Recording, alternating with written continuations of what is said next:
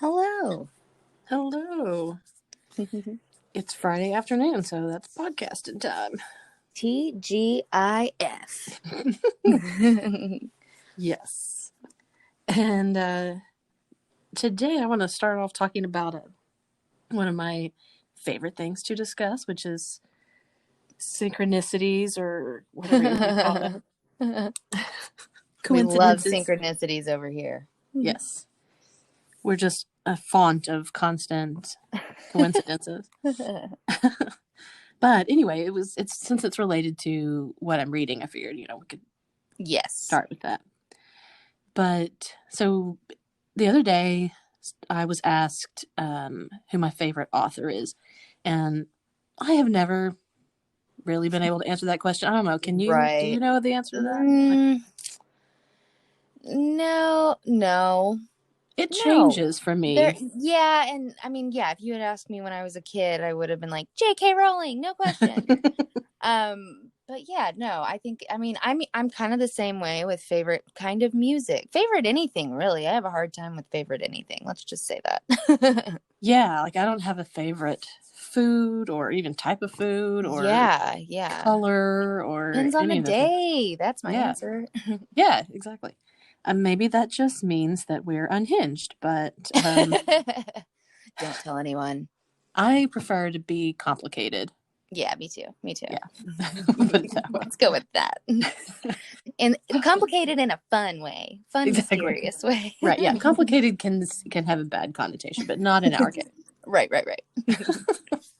So I was asked, a favorite author. And so I kind of actually had to kind of think about it for a minute. And then I thought, well, for most of my adult life, I would have just said Paul Auster, who I studied years ago. And so still actually, like, the feeling that I had reading the first novels of his, where it just felt like I was discovering something amazing. Oh, that's the best. And and I was young, and so it was like, and he is a famous author, but he's not a James Patterson type, so right. It wasn't something that was frequently discussed, anyway. So it was like a little, these nuggets of something that were special. Right. And so I had that on my mind, but not really, because it was just kind of in passing. And then I see a friend's post on Facebook, and it has a quote from Paul Auster, but it's not even, first of all, that's pretty obscure. I don't know. Yeah. But it wasn't someone who, I had known, enjoyed his work or anything like that. Right. And it was just on some posts about that she visited Nacogdoches and for some reason quoted Paul Auster. So I was like, well, that's a strange coincidence that I'm thinking about. I mean, this. Again, if anyone quoted James Patterson at any point, I wouldn't think see twice. Very often, actually. Right. I was about to say, I can't even imagine what that would look like, but I still would, if I did think twice, it wouldn't be because he was the person, because he's everywhere. I think I made the joke that I could point at any book and the chances of it being a James Patterson book are pretty high. Yeah, exactly. Not that there's anything wrong with that. No. But yeah, he's very prolific. Absolutely. And most people have read at least one of his books. Right. Even me. And me. What do you know? He's gotten to all of us. But so I asked my favorite author, kind of remember like an obscure detail, and then see this post, and then I'm reading a book that same night, and it's a new book that's just come out that I'll be talking about today, and or it's coming out soon, and he quotes Paul Auster in it, and I was just like, okay, what is the meaning of this? Yeah, right. And so, and that's the thing about that sort of thing, and that's sort of the thing about these books that I'm going to talk about today, is that they leave you with that feeling of there has to be some sort of meaning in it, but there's not. Yeah. There's no way you can make a meaning come from that, and so that feeling is kind of unsettling or Yeah, uncanny I was about to or say I can't decide if I like that idea or hate that idea yeah. And of yeah. it becomes like an obsessive thing if you think about it. Yes, it's an exciting feeling, but kind of knowing that there's I don't know, not an ending, not an answer. Yeah. What do you do with that? I Go know. crazy, I And guess. my sister makes her art about that topic, and I have talked to other people, and there's quite a number of people that have those experiences pretty frequently. Yeah. And you had mentioned one, and I've had the same thing. In fact, probably the most creeped out I've ever been was about that whole thing is like in the shower, just like thinking somebody's name, like Yeah. a famous name, really clearly in my head for no reason, Uh-huh. and then getting out of the shower, and then there's that name, Yes. and it was just like, wow, Yeah. What does this mean? And it's not always something that I would think would hold meaning. I don't know. right, It's usually something super mundane. Yeah. yeah, Nothing that holds a big place in my life or heart. exactly, yeah. It's not like I'm gonna find that there's some import and that, oh, Paul Auster died yesterday and that he was Right. reaching to you through the cosmos or something, And that happened at the moment of death. exactly. But and the same thing with, like silly things like hearing somebody's name, but it was, it's just like a It little is. jolt. Yeah, yeah. And so the book that I'm reading that does have that quote in it is called Maxwell's Demon by Stephen Hall. Mm-hmm. And I had been hoping for a book from him for years now because he wrote a book called Raw Shark Texts. I want to say it's 10 years ago, maybe more. And they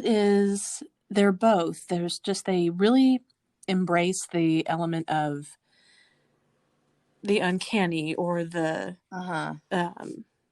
just to make you think about how weird life really is, right? Yep. Just Yep.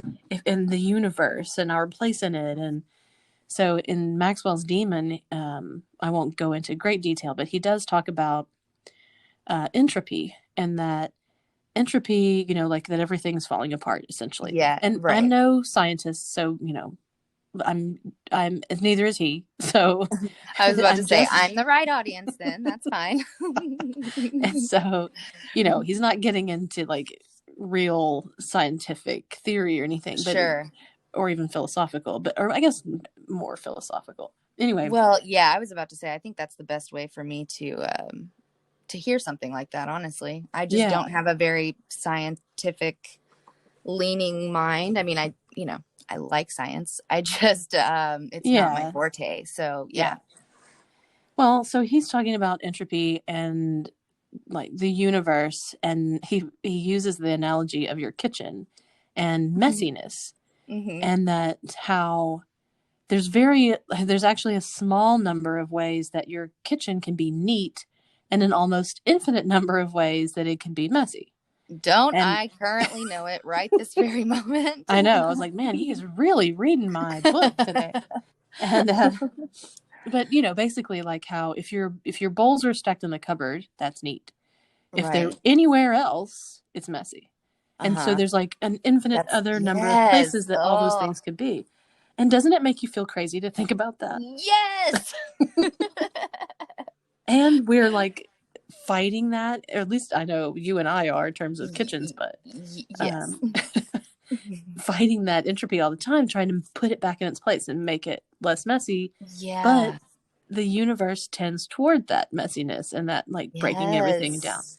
So we're really just at one with the universe, I think, is why we have Oh messy my gosh. kitchens. I let's go with that. And also, I'm gonna need a break to take all of this in.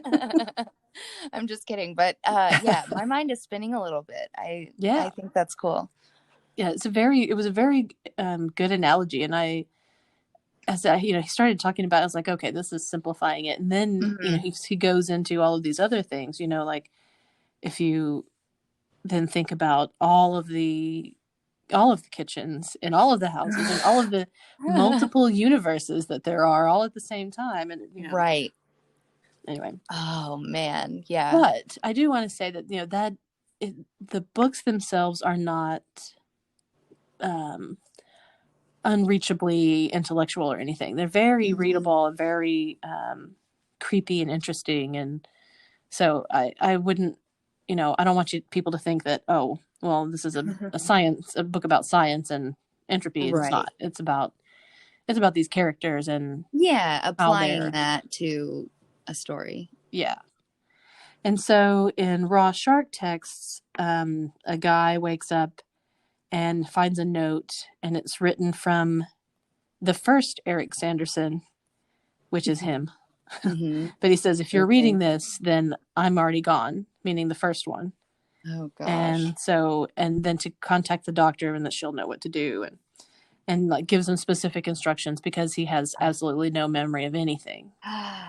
And that's And not what you want to hear from yourself when you don't remember anything. I mean, I think we've probably all had a bad night or two, but no, we don't. No, Right. never to that extreme. Definitely. And then in Maxwell's Demon, the new one that's coming out, the main character is like a failed writer, and his father was an extremely famous writer, so he kind of lived in his shadow.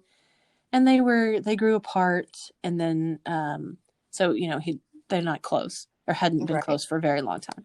Right. But he says that he's at home and he hears the phone ring, and he goes to the answering machine, and it's far away in the house, and so he's kind of straining to hear it, so he's not 100% sure, but he hears his father's voice asking if he's there. Oh my gosh. And so he calls the phone company, and they say no call came through just then at that time. And then he reveals that his father's been dead for 7 years, and that's why he's freaking out. That's such a great setup. Yeah. And then of course he's talking about the entropy thing and all of that, but I haven't finished it. In fact, I was telling you that I started to get back into it last night, and I was like, no, this is not a late night type of book. I don't need to. Do I want to sleep tonight? Or yeah. Not that it's scary. It's just, it's thought provoking and weighty. It's heavy. So anyway, definitely recommend. I'm so excited. I like jumped up and down when I saw that he had a new book coming out. Well, and it just sounds like, from what you were telling me, it sounds like he still got it, and that's just always so delightful, coming from any artist that you have loved and admired in the past. Oh yeah, that has not always been the case. Exactly. No. With Paul Auster, like I see. Fell out of love with Paul Auster, but that is a great story. But anyway, so it made me think about some books that I had read back from that era, or that period of my life, and that are still really like central to me. And one is White Noise by Don DeLillo, and he's on a par with Paul Auster. Like, most people compare the two of them; they're about the same age. Both, New York authors that were like splashy big time guys.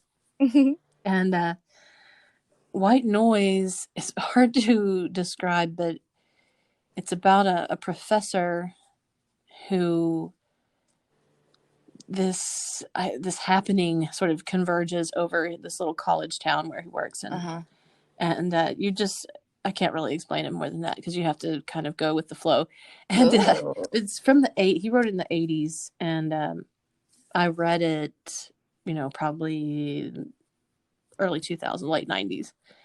And so I had just gotten out of college, and so it sort of resonated, and I was in grad school, and I knew that world, I was familiar with it. Yes. And it's really good, and it has a tinge of pandemic type situation, because it's hazardous, this cloud that comes. Yeah, so I would highly recommend that. And then Another one that as I was perusing my shelves, was right next to it, and I was like, oh man, I need to reread this one too. Was The Amazing Adventures of Cavalier and Clay by Michael Chabon. Hmm. And it's hard to describe this one too, although this one's a little more straightforward. It's about these two men, they're cousins, I think, and Cavalier is Jewish, and he's also like an escape artist, Houdini type guy. Uh-huh. And so he escapes. That's a fun character. Yeah. Yeah, he escapes during the war, comes to the United States, and um, meets up with his cousin Clay, Hmm. and they are basically two fictive, obviously, but they're at the beginning of comic books. So Uh-huh. they're like some of the first creators of comics, which is not what you thought that was going to go to. Did not see that coming. Exactly. But that's cool. Yeah. But it's a big, like, it's, sweeping novel about, you know, getting out of Nazi Prague, and Yeah. then coming to Brooklyn, and then you're on the ground floor of creating this whole new form of art, and then um it I think that sounds cool. It kind of reminds me of not really, but just in the way like didn't see that coming kind of thing. Like when I started reading Station 11, which mm-hmm. many of us know. Like I just that was a story too that had a lot of stories and went a lot of places I didn't expect it to go. Oh Um, yeah, yeah. but I love a story like that. Oh, it's really good. And then they've got the characters that they create, and then how they compete with other creators at the time, Mm-hmm. and then the politics that's all tied up with all of that, and that time period. So Mm-hmm. it's just really good. And the author, um, Chabon, is also just brilliant. But Mm-hmm. that's one of my favorite books of his. And then I came across another book that was from several years ago, called S, Uh-huh. and it's by Doug Dorst and J.J. Abrams of Lost fame, Uh-huh. Mm-hmm. and it is an amazing book. Did I talk about this one before? No, I I don't was think so. about to say, I feel like there was something that J.J. Abrams was associated with that you've talked about, Maybe so. and I can't remember. Well, anyway, if I forgive me if I've discussed it before, but I'm going to repeat it because That's okay. I have a terrible memory, so not bothering me. but it's basically it's a book, but it's also sort of a piece of art, because it's a book that's supposed to be a novel, but it's not Hmm. a real novel. They wrote it, Hmm. it's like written by a fictional character. And then there's text that looks like handwritten text in all the margins of these two characters who communicate to each other through this library book by writing back and forth to each other. And then, Oh, I yeah. again, I don't know if this sounds familiar because I want it to or not, but either way, that's really cool. I think that's fun. Yeah, and then also stuck inside the book, and this is how you buy it and bring it home, and experience it, are like some letters and postcards and photographs and um, telegrams and just all kinds of stuff that they're doing research basically on this Uh-huh. mysterious author. And so the book is by this fictional mysterious author, and they're writing back and forth about how they're trying to uncover the secrets of his life. And so Oh. they like actually go to, I think one of them goes to Brazil, and like finds places where he stayed, and finds like these little elements of things that Hmm. he's left, behind, Yeah. and then stuck it all in this book.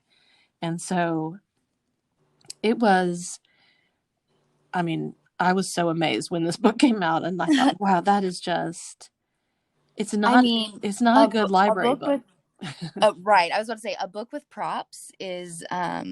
definitely one to own rather than Yes. yeah get from the library. But How fun. Yeah. So I have a copy I think I want to give away as Oh a yeah. prize. So we'll revisit that once I figure out what's the best way to do that. But um, anyway, it is just like, I mean, all the paper of the things that are like put in there, there's like a letter that's written on a legal pad. And so it's like yellow legal pad long paper. Uh-huh. It's folded up. And then another like letter that's an old letter and the paper's really delicate and fragile. And Ooh. it's just Like like, somebody put a lot of thought and work into this. yes. Oh, that's Anyway, neat. yeah, That's fun. super cool. Um, and then, well, what have you been getting into? And then I think that's all the books that I have for this week. So, Yeah, I mean, oh if wait, you no, want I to have one more. Sorry. Oh, go for it. Go for it. You're fine. That would be I Capture the Castle by Dodie Smith. And there's a movie of it. Okay. And I actually saw the movie first, I think. And Oh, Henry Cavill is in it, who is Superman. he? Oh, yes. Okay. Yes. And when he's young, so he's like a young guy when he's in Okay. that. But it's a funny movie, and the book is also it's great, and it's basically about this family that's really eccentric, and the father is a writer who had some success, but he has writer's block, Uh-huh. and the mother is like an artist model and an artist, and um, like gardens in the nude and stuff. They're just like really wild, and they live in the British countryside. And he's taken a lease out, like a 40-year lease out on a castle. Ooh. But since he has writer's block, they're having to start selling the furniture to eat Oh because man. they don't have any money. And so anyway, and then it takes a whole twist into like Jane Austen territory when the lords of the manor or whatever, there's a new family that inherits that place that's their landlords basically. Uh-huh. And so there's two daughters in the eccentric family and two sons in the other Oh, family, and so there's all kinds of yeah. Look at shenanigans that. there. But it's very much like a Jane Austen thing, except with these kooky characters that are a little more modern and Yeah. mid-century. And the fact that you saw the movie first, I mean, I don't think I have ever seen a movie and then read the book and I don't know, enjoyed that experience. Yeah, yeah, that's pretty rare. I always I'm always like, or like the book is good, but I wish I had read it first so that this was all fresh. Mm-hmm. But so yeah, the fact that you did it in that order, I think says a lot about the story. That's Yeah, great.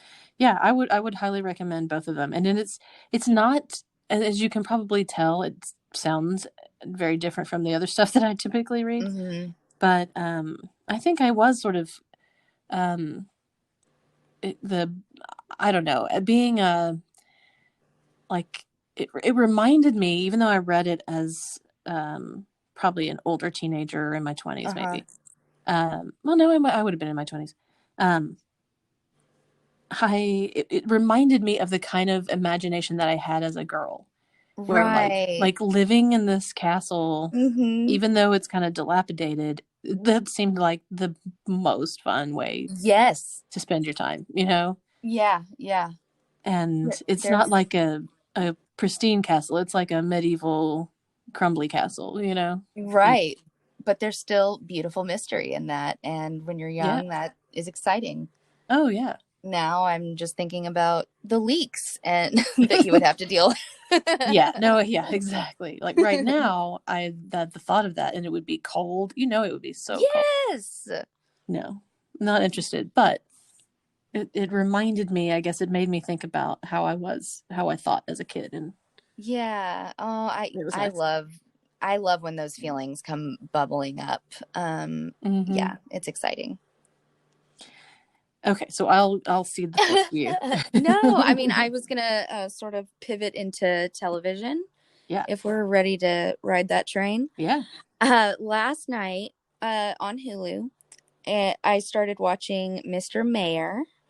It's Oh yeah. Tina Fey's new show, and she strikes again. It is so hilarious.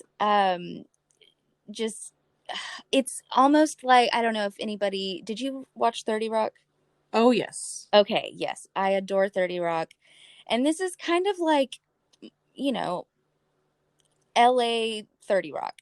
30 Rock in Mm. LA, because it's got all of the, I don't know, all of the Los Angeles tropes and the different people and the, you know, the inside jokes that you understand without, having lived there.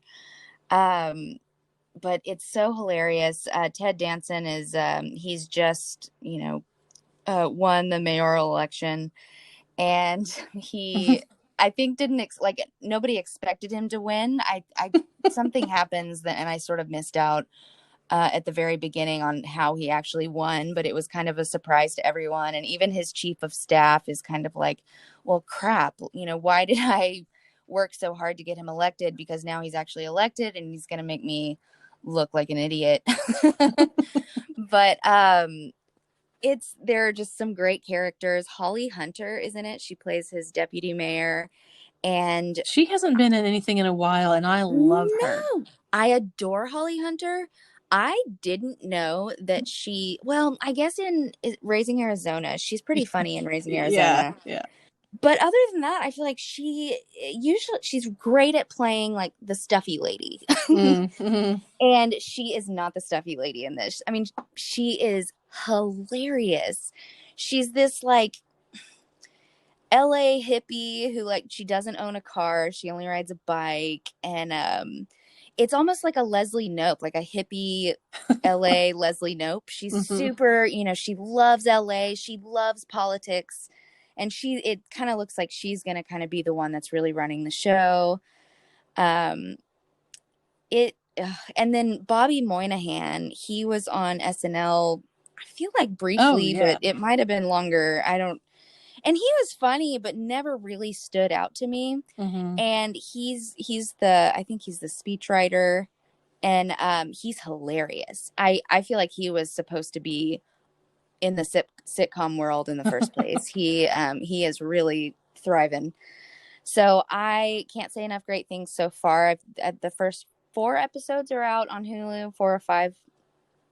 So I'm really excited that Tina Fey's still doing her thing and making me so proud and making me laugh. Yeah, that's on my list. I just hadn't started it because, I like to save them up until I can just watch. Yes, yes. And they're 20-minute episodes, and we went through them way too quickly. So I do recommend maybe waiting until they add up a little bit more. Yeah. But anyway, I loved that. On a very different note, I started watching The Crown again. I watched the first 2 seasons like back to back, and then when the third season came out, I watched like the first episode and just, I don't know, couldn't get into it. Well, my sister did get back into it, and she would not leave me alone. She was like, you have to watch it again, and she was talking about it nonstop, and so I was like, fine. So I started watching it, and I loved the third season. There's so much history that I didn't know about, and I do love that about this show. And in general, it's really good at making you loathe and love someone at the same time. All of these different characters. But now I'm on season 4.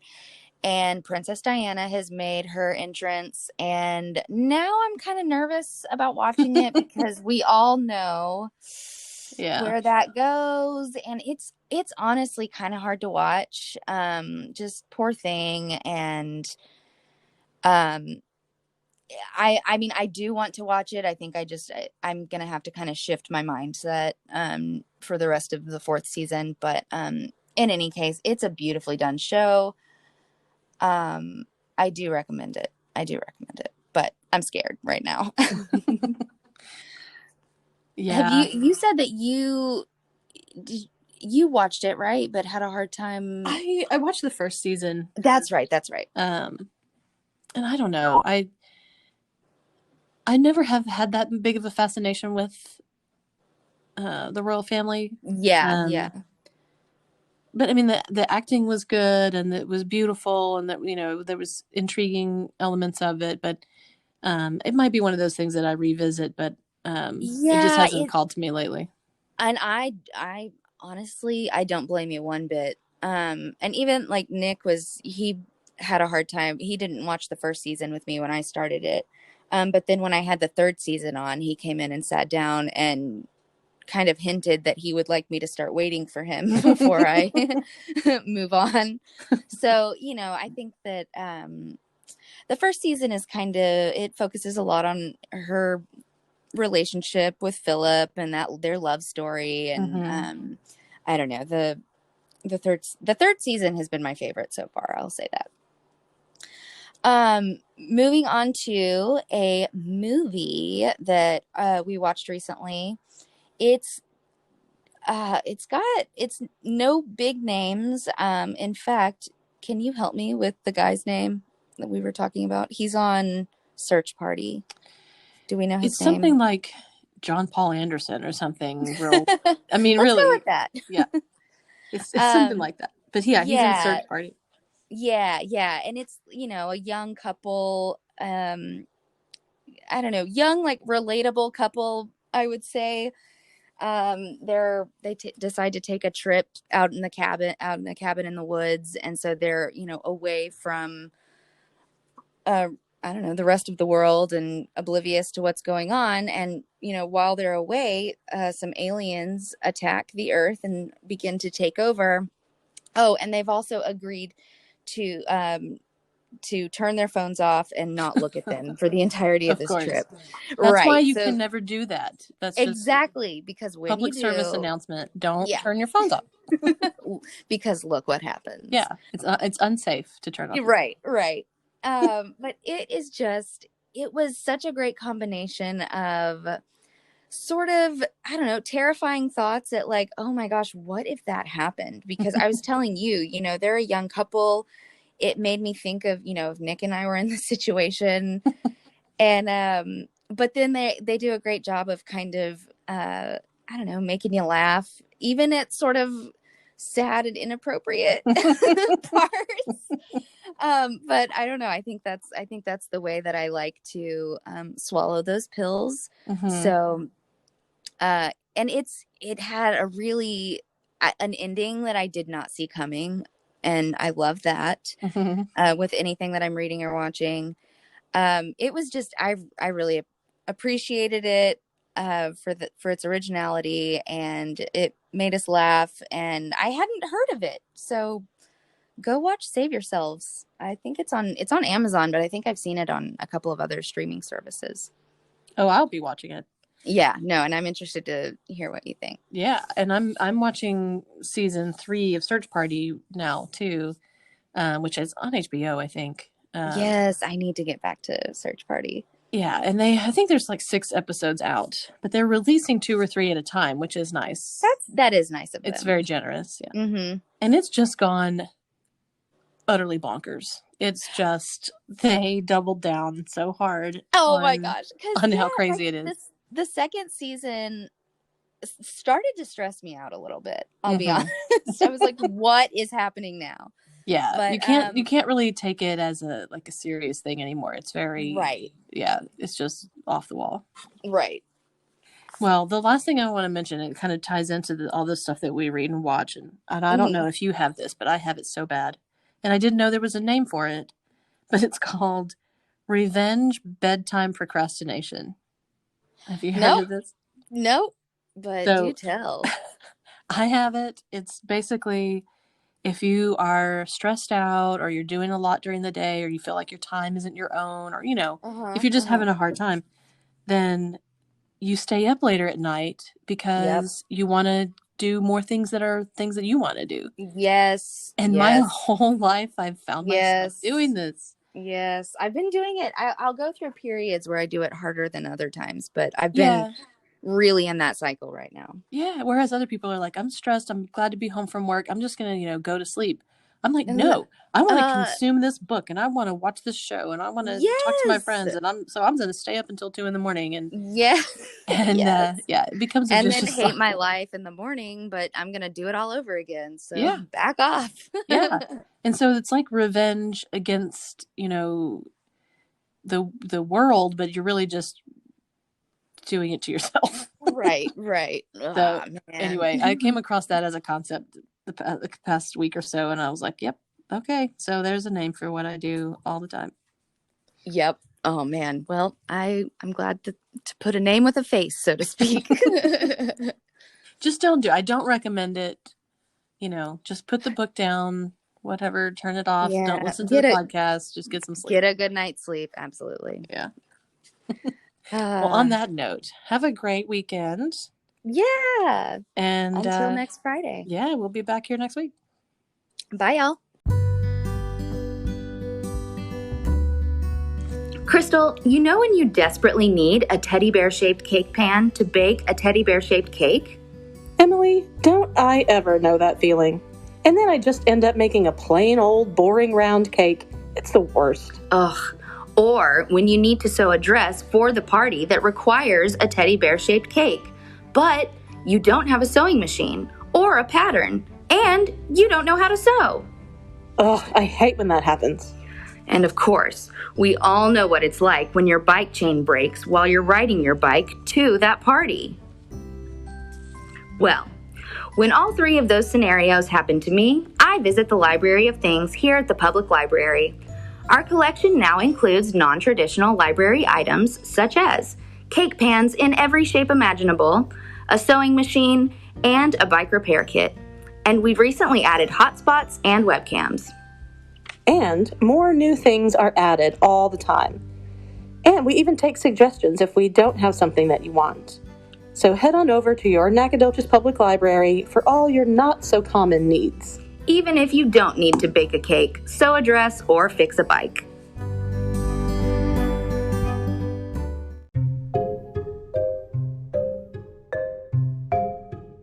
You're listening to Crystal and Emily on Love Your Shelf, the best librarian podcast in the extensive and highly competitive field of librarian podcasts.